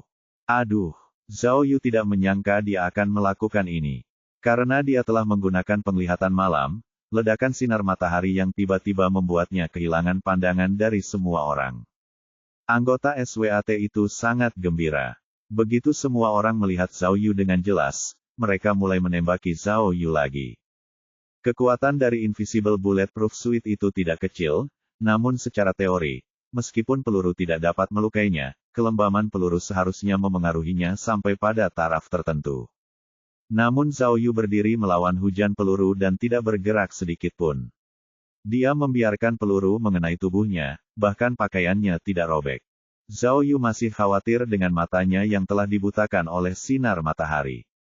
Ia segera mematikan Invisible Night Vision, dan penglihatannya berangsur-angsur pulih. Namun, penglihatannya masih sedikit kabur karena paparan cahaya yang tiba-tiba. Bagaimanapun, Zhao Yu memegang pistol di tangannya. Kemampuan menembaknya selalu buruk, jadi dia memutuskan untuk berhenti mengutak-atik sarung pistol dan menembak tanpa tujuan. Bang-bang, Zhao Yu menembak secara acak, seolah-olah dia menembak dengan mata tertutup, tetapi dia mendengar orang-orang tertembak. Bab 348. Tidak dapat dipastikan apakah itu perbuatan sistem keajaiban atau hanya kebetulan semata, tetapi salah satu peluru Zhao Yu telah menembus layar monitor. Akibatnya, bagian yang terbang keluar dari layar tersebut mendarat tepat di mata kanan Sissuang. Sissuang tiba-tiba menutup matanya dan jatuh ke tanah. Ada darah mengalir di jari-jarinya. Peluru lainnya mengenai meja komputer, yang kualitasnya buruk, dan mengenai Chen Hao, yang bersembunyi di baliknya.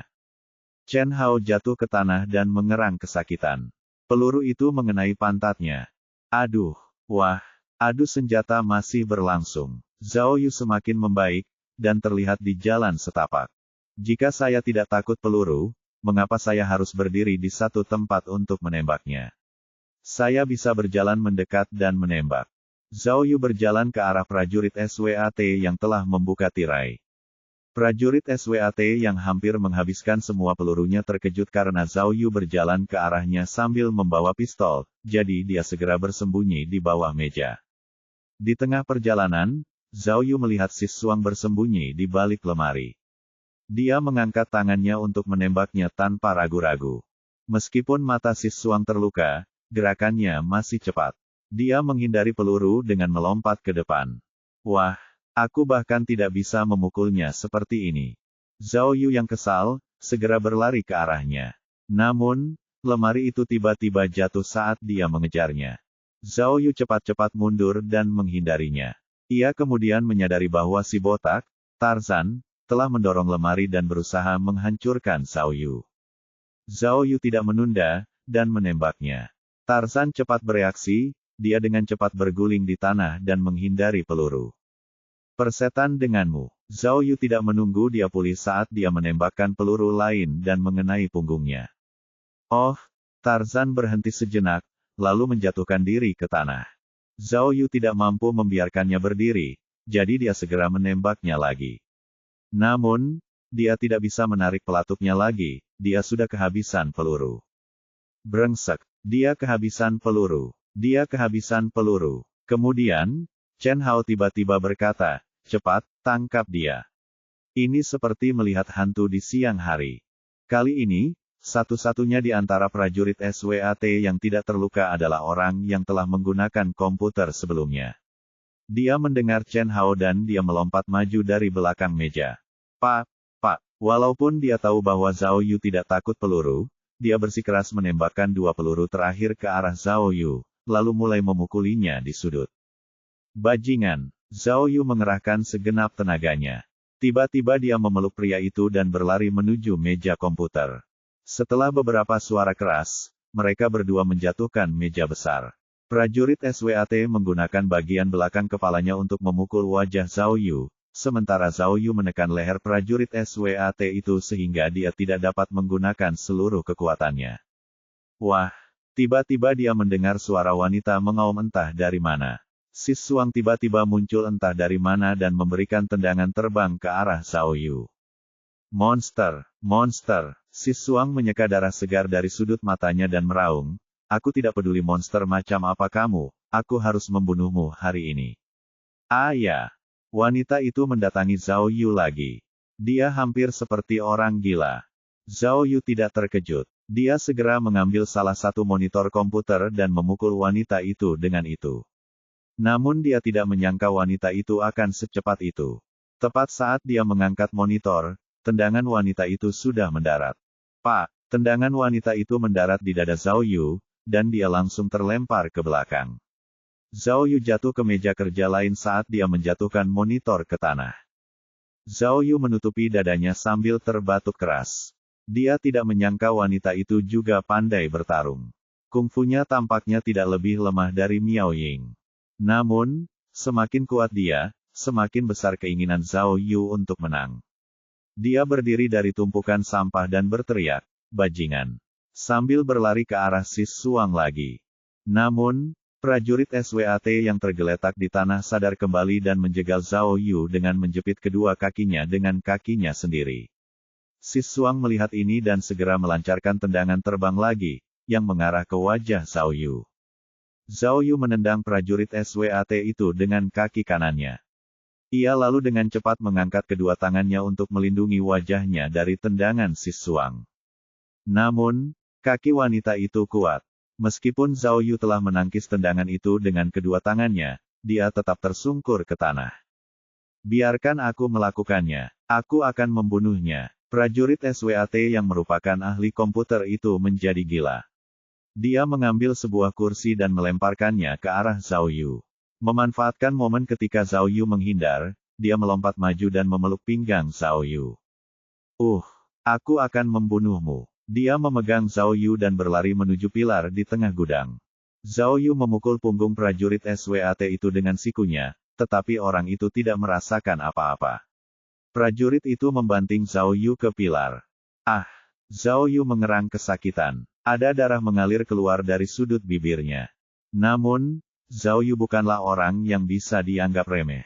Meskipun seluruh tubuhnya terluka, ia memegang kedua telinga prajurit itu dengan tangannya dan menariknya dengan keras.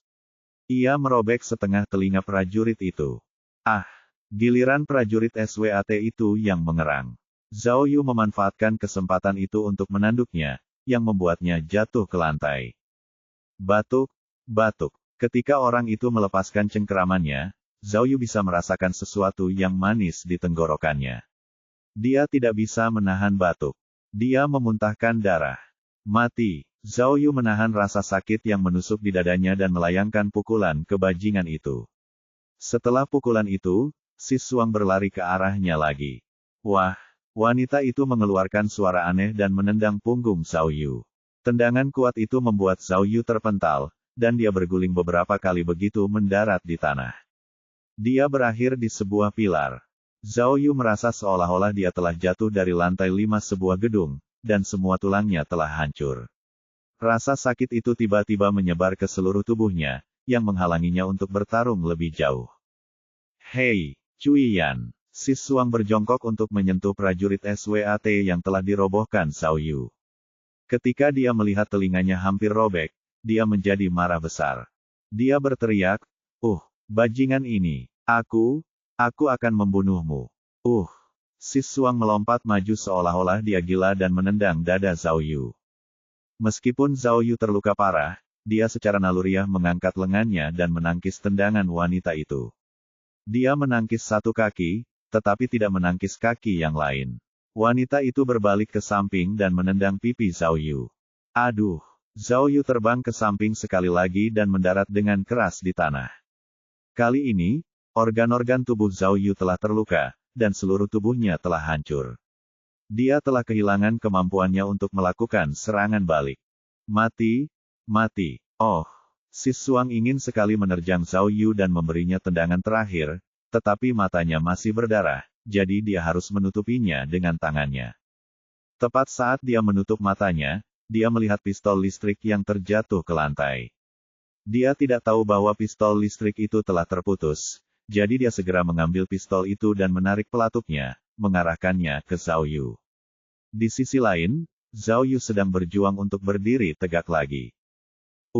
Sialan! Melihat pistol listrik itu tidak berfungsi, Sis Suang melemparkannya ke tanah dengan marah. Lalu dia melihat belati di lantai. "Kali ini aku akan melihat apakah kau bisa mati atau tidak." Wanita itu mengambil belati dan berlari ke arah Zhao Yu. Zhao Yu menelan seteguk darah segar dan menghindari serangan itu dengan nafas terakhirnya. Namun, Sis Suang berhasil menipunya dan terbang ke udara. Kemudian dia melakukan gerakan aneh dan tak terduga, dan menusukkan belati itu ke punggung Zhao Yu. Bab 349. Oh, Zhao Yu mengerang saat dia terjatuh. Belati tajam itu telah menusuk punggung atasnya, dan Zhao Yu tiba-tiba merasakan seluruh tenaganya terkuras dari tubuhnya. Kepalanya kini diselimuti oleh bayangan kematian yang mengerikan. Ini bukan pertama kalinya Zhao Yu merasa terancam oleh kematian. Di kehidupan sebelumnya, ia telah berkali-kali terluka oleh kilatan baja dingin, telinganya pernah terluka sebelumnya, dan bahkan kepalanya pernah teriris beberapa kali, sampai-sampai rambutnya tidak dapat tumbuh kembali dengan baik. Sekarang dia tergeletak di tanah karena lukanya, tetapi Zhao Yu masih sangat sadar. Berbaring di tanah, dia melihat pistol listrik yang telah ditinggalkan oleh wanita itu. Tiba-tiba, Zhao Yu teringat sesuatu. Dia segera menerjang ke depan dan meraih pistol listrik itu, lalu berbalik dan mengarahkannya ke wanita itu. Aduh! Sissuang mengira pistol listrik itu sudah tidak berfungsi lagi, jadi dia mengabaikannya dan menyerang Zhao Yu. Dia mengangkat kakinya dan bersiap menendang Zhao Yu, ingin mengirimnya ke ranjang kematiannya. Zhao Yu kemudian mematikan alat pengacau listrik dalam pikirannya dan menggunakan napas terakhirnya untuk menarik pelatuk pistol listrik. Sebuah peluru ungu tiba-tiba melesat keluar dan mengenai dada Sissuang. Peluru itu langsung mengeluarkan percikan api. Kaca, Sissuang gemetar dan pingsan. Oh, Zhao Yu khawatir wanita itu akan segera bangun, jadi dia menahan rasa sakit yang dirasakannya dan berdiri. Dia kemudian membidik wanita itu dan menarik pelatuknya. Namun, pistol listrik itu hanya bisa menembakkan satu peluru dalam satu waktu, jadi saat ini tidak ada gunanya. Papa, dengan lonjakan listrik yang tiba-tiba, lampu-lampu di gudang mulai menimbulkan percikan api akibat kabel listrik yang putus. Wah, Zhao Yu terengah-engah dan merasakan luka di punggungnya semakin parah. Jika dia tidak segera diobati, itu akan sangat berbahaya. Dia berlutut di lantai, mengangkat tangan kanannya ke punggungnya, dan akhirnya menemukan gagang pisau. Aduh! Zhao Yu menahan rasa sakit yang luar biasa dan mencabut pisau dari punggungnya. Pada saat yang sama, ia mengaktifkan hemostat tak terlihat di dalam pikirannya. Hemostat dapat menghentikan pendarahan pada luka apapun, tetapi hanya dapat difokuskan pada satu luka pada satu waktu. Zhao Yu mengarahkannya ke luka di punggungnya sesuai dengan ujung alat tersebut. Dengan hemostat yang tak terlihat, luka tersebut secara ajaib berhenti berdarah. Wah! Zhao Yu basah kuyup oleh keringat. Dia pun pingsan. Namun, kesadarannya yang kuat mengatakan bahwa wanita itu akan segera bangun. Jadi, dia memanfaatkan kesempatan itu untuk menghadapinya. Zhao Yu memegang belati itu erat-erat dan perlahan berjalan ke arah wanita itu.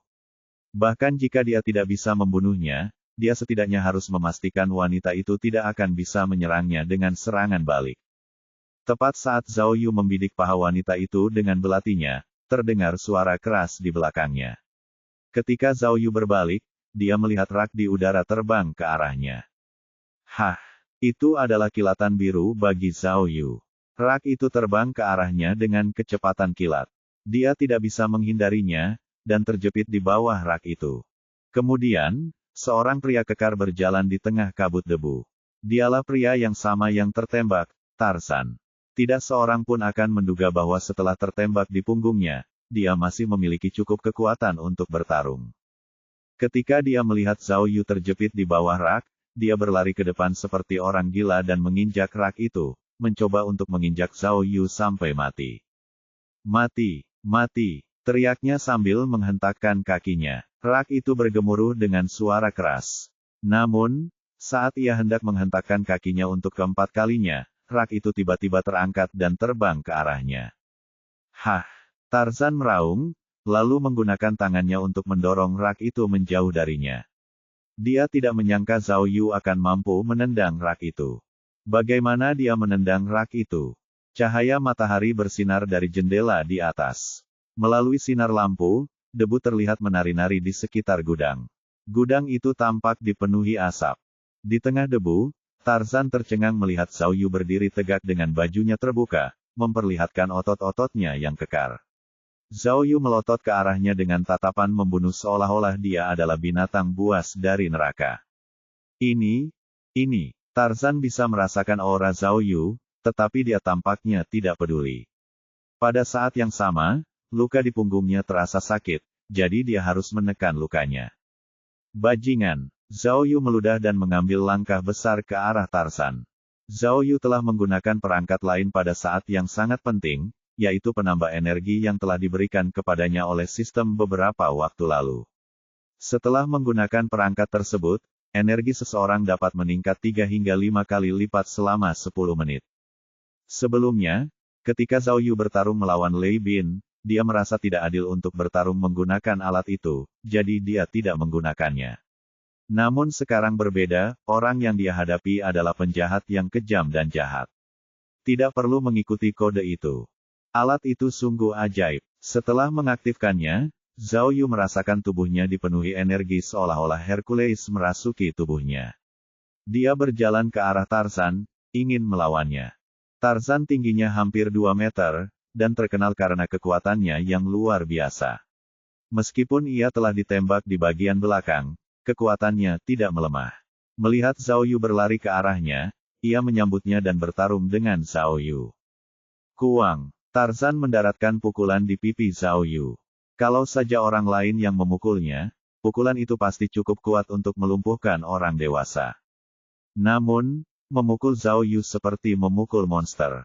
Kepala Zhao Yu bergerak sedikit ke samping, tetapi dia tidak terpengaruh sebaliknya. Giliranku. Zhao Yu mengepalkan tangannya dan meninju wajah Tarzan. Pak! Tarzan mundur selangkah dan memuntahkan darah. Tarzan sangat marah saat dia meraung dan mengayunkan tinjunya yang seperti palu minyak ke tubuh Zhao Yu. Zhao Yu tidak menghindar, tetapi mengayunkan pukulan berat lainnya ke tubuh Tarzan. Keduanya tampaknya telah mencapai kesepakatan bersama. Mereka saling memukul tanpa membela diri sama sekali. Gudang itu tiba-tiba dipenuhi suara pukulan saat Zhao Yu dan Tarzan terus melancarkan pukulan berat yang dapat mengguncang seluruh gunung. Setelah 10 detik, wajah Zhao Yu berlumuran darah, tetapi tinjunya tidak melemah, ia masih meninju tubuh lawannya. Hong! Zhao Yu menghantam wajah Tarzan dengan pukulan. Pukulan itu membuat mata dan mulutnya bengkok, dan beberapa giginya copot. Tarzan menahan rasa sakit dan membalasnya dengan pukulan lain ke wajah Zhao Yu. Namun Zhao Yu mengubah strategi bertarungnya, dia menundukkan kepalanya untuk menghindari pukulan itu. Kemudian, dia mengayunkan tangannya ke punggung Tarzan dan mendaratkan pukulan tepat pada luka tembak itu. Ah! Tarzan mengeluarkan suara gemuruh yang memekakkan telinga saat dia merasakan sakit di sekujur tubuhnya. Rasanya seperti dia sedang dicabik-cabik. Zhao Yu memanfaatkan kesempatan itu untuk memegang lehernya dengan tangannya dan membalikkannya ke belakang.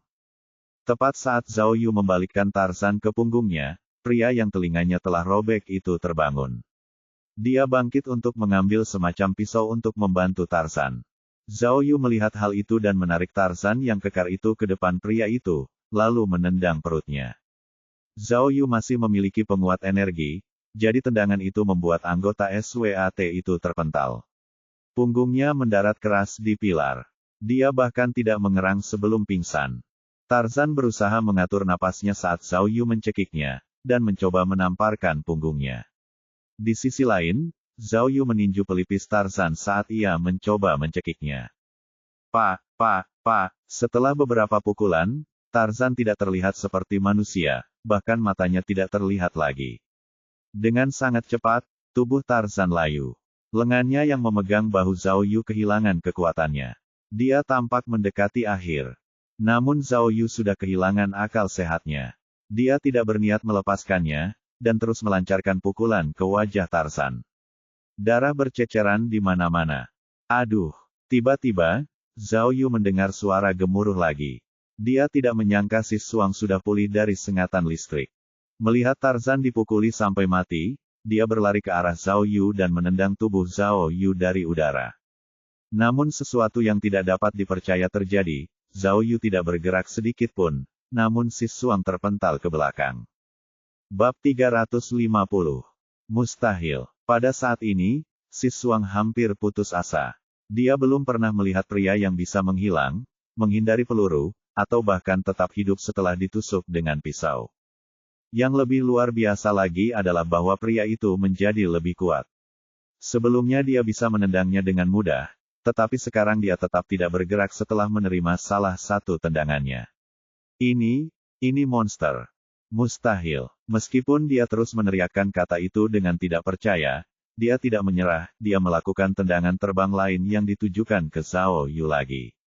Kali ini wanita itu membidik pelipis Zhao Yu. Dia mempertaruhkan segalanya pada satu serangan. Akan tetapi, saat kaki terbang itu hendak mengenai sasarannya, Zhao Yu tiba-tiba melonggarkan cengkeramannya pada Tarzan, dan mencengkeram kaki wanita itu. Ah! Wanita itu berteriak dan mencoba meniru metode sebelumnya lagi, mengarahkan tendangan terbang lainnya ke arah kepala Zhao Yu. Namun, Zhao Yu sama sekali tidak peduli. Begitu dia meraih kaki wanita itu, dia segera melambaikan tangannya dan melemparkannya seperti bola rantai, membuat wanita-wanita itu berputar-putar di udara. Ah! Saat wanita itu menjerit, Zhao Yu mengendurkan tangannya. Dia terlempar seperti bola meriam dan menabrak tumpukan meja komputer yang reyot. Wah, wanita itu terluka parah akibat jatuh, dan seluruh tubuhnya terluka.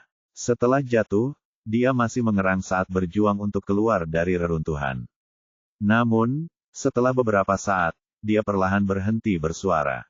Pergilah ke neraka. Zhao Yu melihat Tarzan berkepala botak itu masih melawan, jadi dia langsung menendang wajahnya.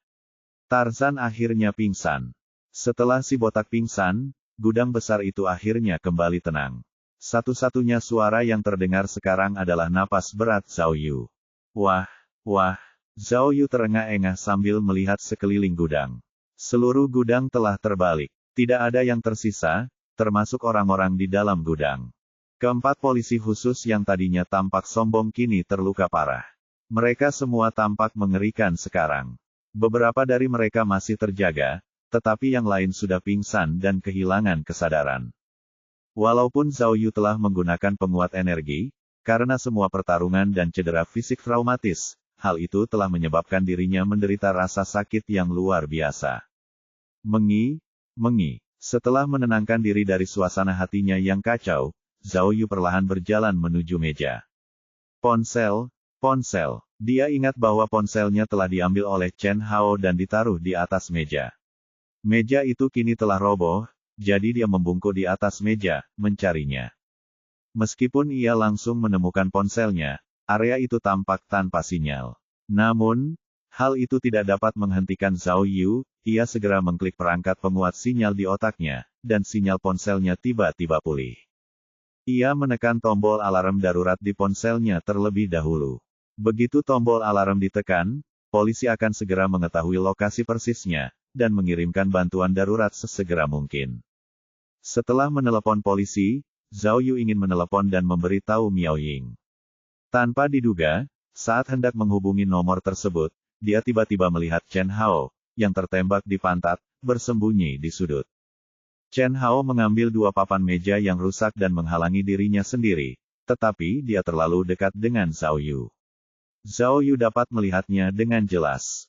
Tidak, jangan, begitu menyadari Zhao Yu telah menemukannya, Chen Hao gemetar ketakutan. Dia segera membuang papan meja dan mulai memanjat ke arah pintu. Karena tembakan di pantatnya, dia tidak dapat berdiri, dia hampir tidak dapat merangkak maju, dan darah mengalir keluar setiap kali dia bergerak. Dia meninggalkan jejak darah yang cemerlang di belakangnya. Hiks, jangan ke sini, Chen Hao menggigil hebat. Ia ketakutan sampai-sampai ia ingin menangis. Zhao Yu menatapnya tanpa henti, lalu berbalik dan mulai berjalan ke arahnya. Tidak, aku mohon padamu, tolong jangan datang ke sini. Ah, tidak, begitu melihat Zhao Yu mendekatinya, Chen Hao mulai panik, wajahnya pucat karena ketakutan. Namun, dalam kepanikannya, ia menemukan pistol di pinggangnya. Ternyata pistolnya sendiri masih ada di sana. Ia segera meraih pistol itu di tangannya sambil menggenggam satu-satunya senjata yang dapat menyelamatkan hidupnya. Meskipun ia tahu Zhao Yu kebal, ia tetap menembak Zhao Yu. Ah, Zhao Yu tidak pernah menyangka orang ini masih memegang pistol di tangannya. Jaket anti pelurunya sudah tidak efektif saat ini, jadi dia pasti akan mati jika ditembak lagi. Engah, dilengkapi dengan peredam, peluru itu melesat keluar, Zhao Yu dengan cepat menghindarinya, melangkah ke samping. Ah! Chen Hao berteriak dan terus membidik Zhao Yu. Dia melepaskan beberapa peluru. Namun, begitu dia melihat bahwa dia hampir mengenai Zhao Yu menghilang lagi. Tidak, tidak, tidak. Chen Hao menjadi panik, dan mulai menembakkan semua pelurunya secara membabi buta ke tempat Zhao Yu baru saja berdiri. Akhirnya, pelatuknya tidak dapat ditarik lagi, tetapi dia terus berteriak, membidik ke tempat yang sama dengan senjatanya. Saat berikutnya, sesuatu yang akan membuatnya mengalami gangguan emosional terjadi. Tiba-tiba, dia mendengar suara menyeramkan di telinganya. Persetan denganmu. Ah! Arg! Chen Hao tiba-tiba merasa lengannya terjepit sesuatu. Dia ketakutan dan berusaha melawan dengan liar, tetapi dia tidak dapat menemukan jalan keluarnya. Sua! Dengan kilatan cahaya di depannya, Zhao Yu tiba-tiba menampakkan dirinya. Bola mata Chen Hao hampir keluar dari kepalanya saat melihat ini. Akhirnya, dia langsung berhenti melawan. Seperti yang kukatakan, aku sudah bilang padamu bahwa kau akan cacat setelah aku selesai dengan semua orang itu. Zhao Yu mencengkeram lengan kanan Chen Hao dengan kedua tangannya dan berkata dengan ganas, aku selalu menepati janjiku. Bagaimana mungkin aku mengingkari janjiku? Saat dia mengatakan ini, dia memutar lengan Chen Hao. Lengan Chen Hao langsung patah dengan suara berderak. Arg! Teriakan ratapan terdengar di seluruh gudang, dan Chen Hao hampir berjuang melawan sesak napas karena rasa sakit yang luar biasa. Hei! Zhao Yu tiba-tiba teringat sesuatu. Dia melempar lengan Chen Hao yang patah ke samping dan menyentuh lengannya yang lain, lalu bertanya, ayolah, apakah Liao Jingxian seorang pengkhianat? Selain kamu, siapa lagi yang merupakan orang dalam di antara polisi? Tidak, tidak, tidak, tidak, tidak. Jangan lagi. Jangan, jangan, jangan, jangan, kumohon. Wajah Chen Hao memucat saat dia ketakutan, dan seluruh tubuhnya dipenuhi keringat dingin. Liao Jingxian tidak tahu apa-apa, dia bukan salah satu dari kita. Kumohon jangan, kumohon. Lalu, siapa yang mempekerjakanmu? Siapa yang ingin membunuh ketua tim Kuping? Katakan saja. Zhao Yu meletakkan lengan Chen Hao yang lain di lututnya dan memberikan sedikit tekanan padanya, menunjukkan bahwa lengan Chen Hao akan patah ke arah yang berlawanan. Saya katakan, saya katakan, saya akan katakan, saya akan menceritakan semuanya. Chen Hao memohon. Yu Fuseng, itu dia, orang yang dijuluki Daddy Yu. Saya dihubungi oleh orang-orangnya, bahwa, ayah polisi wanita itu membunuh putra Daddy Yu, jadi dia harus membayar utang ayahnya. Itulah yang mereka klaim. Informasi dari Zhou Andong juga merupakan perbuatan mereka. Mereka juga baru-baru ini mulai mengambil tindakan yang terkait dengan balas dendam putranya. Saya telah mengatakan semuanya, tolong, jangan, jangan. Batuk-batuk, Zhao Yu tidak dapat menahan batuknya. Dia berteriak pada Chen Hao dengan keras, demi hutang ayahnya. Bagaimana mereka bisa membunuh orang dengan begitu mudahnya? Katakan padaku, di mana Yu Fuseng sekarang? Aku tidak tahu, aku benar-benar tidak tahu, aku bisa membantumu mencari tahu. Kumohon, aku mohon padamu. Chen Hao terus memohon pada Zhao Yu. Matanya penuh ketakutan. Maafkan aku. Melihat penambah energinya hampir tidak efektif, Zhao Yu tiba-tiba mencibir dan berseru, aku selalu menepati janjiku. Jadi simpan kesaksianmu untuk dirimu sendiri dan laporkan ke polisi. Begitu dia selesai berbicara, Zhao Yu menekan lengan Chen Hao, yang langsung patah sambil mengeluarkan suara retak. Arg! Chen Hao menjerit lagi. Dia merasakan sakit yang luar biasa. Namun, tanpa dukungan penguat energi, Zhao Yu juga kehilangan semua energinya. Dia hanya bisa bersandar ke samping. Dia bahkan tidak punya energi untuk menelepon.